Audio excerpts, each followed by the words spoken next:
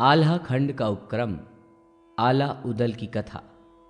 ऋषियों ने पूछा, सूत जी महाराज, आपने महाराज विक्रमादित्य के इतिहास का वर्णन किया। द्वापर युग के समान उनका शासन धर्म एवं न्यायपूर्ण था और लंबे समय तक इस पृथ्वी पर रहा। महाभाग, उस समय भगवान श्री कृष्ण ने अनेक लीलाएं की थीं। आप उन लीलाओं का हम लोगों से वर्णन कीजिए, क्योंकि आप सर्वज्ञ हैं। भगवान नर नारायण के अवतार स्वरूप भगवान श्री कृष्ण एवं उनके सखा नर श्रेष्ठ अर्जुन, उनकी लीलाओं को प्रकट करने वाली भगवती सरस्वती तथा उनके चरित्र का वर्णन करने वाले वेदव्यास को नमस्कार कर अष्टादश पुराण, रामायण तथा महाभारत आदि जय नाम से व्यपदिष्ट ग्रंथों का वाचन करना चाहिए। मुनिगणों, भविष्य नामक महाकल्प के वैवस्वत मनवंतर के 28वें द्वापर युग के अंत में कुरुक्षेत्र का प्रसिद्ध महायुद्ध हुआ। उसमें युद्ध कर दुर्भिमानी सभी कौरवों पर पांडवों ने 18वें दिन पूर्ण विजय प्राप्त की। अंतिम दिन भगवान श्री कृष्ण ने काल की दुर्गति को जानकर योग रूपी सनातन शिव की मन से इस प्रकार स्तुति की। शांत स्वरूपी सब भूतों के स्वामी, कपर्दी, कालकर्ता, जगदंबरता, पाप विनाशक रुद्र, मैं आपको बार बार प्रणाम करता हूं।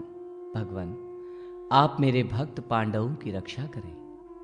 इस स्तुति को सुनकर भगवान शंकर नंदी पर आरूढ़ हो हाथ में त्रिशूल लिए पांडवों के शिविर की रक्षा करने आ गए।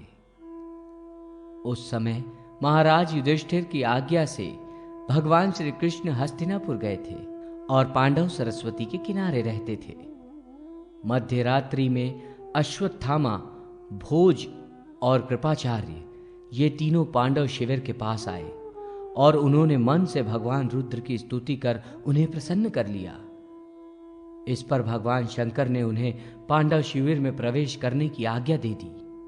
बलवान अश्वत्थामा ने भगवान शंकर द्वारा प्राप्त तलवार से धृष्टद्युम्न आदि वीरों की हत्या कर दी।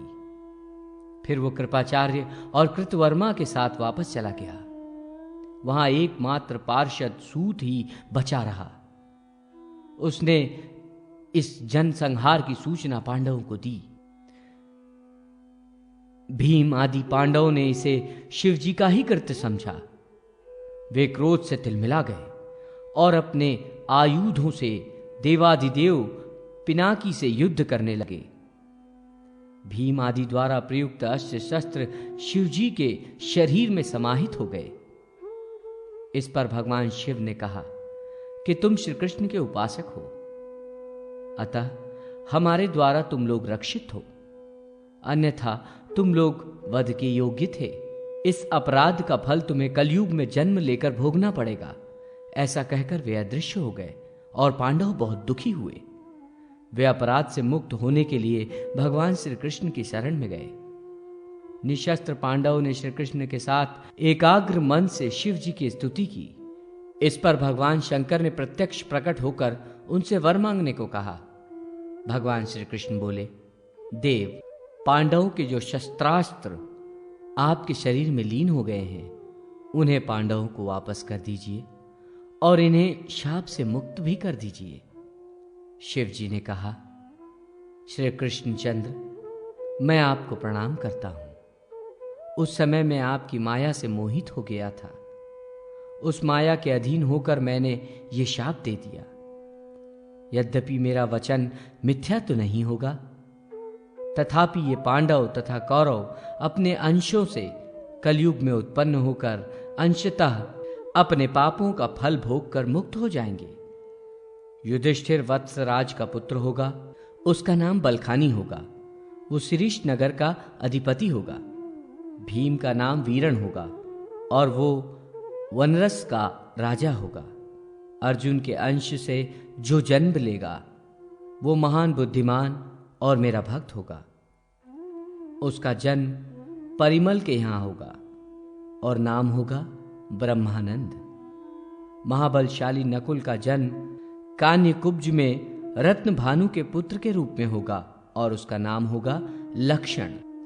सहदेव भीम सिंह का पुत्र होगा और उसका नाम होगा देव सिंह। धृतराष्ट्र के अंश से अजमेर में पृथ्वीराज जन्म लेगा और द्रौपदी पृथ्वीराज की कन्या के रूप में वेला नाम से प्रसिद्ध होगी।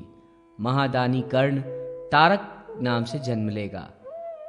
उस समय रक्त बीज के रूप में पृथ्वी पर मेरा भी अवतार होगा।